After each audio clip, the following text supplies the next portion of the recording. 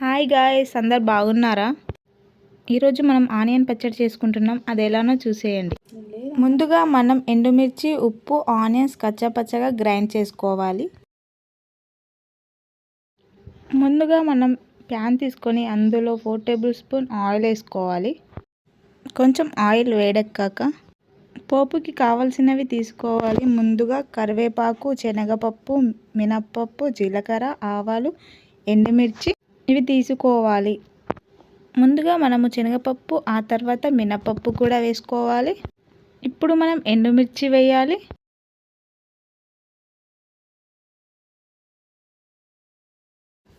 ఇప్పుడు 1 table spoon జీలకర్ర, ఆవాలు కూడా వేసుకోవాలి.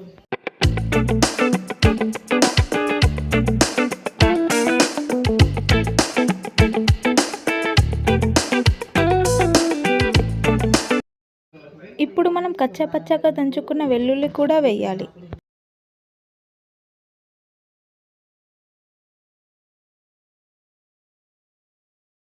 కొద్దిగా కరివేపాకు వేసుకోవాలి. ఈ పోపు మొత్తం బాగా వేగాక ముందుగా మనం గ్రైండ్ చేసి పెట్టుకున్న ఆనియన్ మిశ్రమాన్ని ఇప్పుడు ఇందులో వేసేయాలి.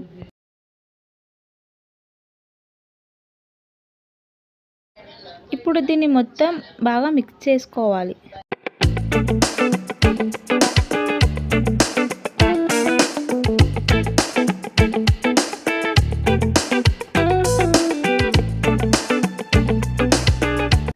ఇది అడగంటకుండా మధ్య మధ్యలో కలుపుతూ ఉండాలి.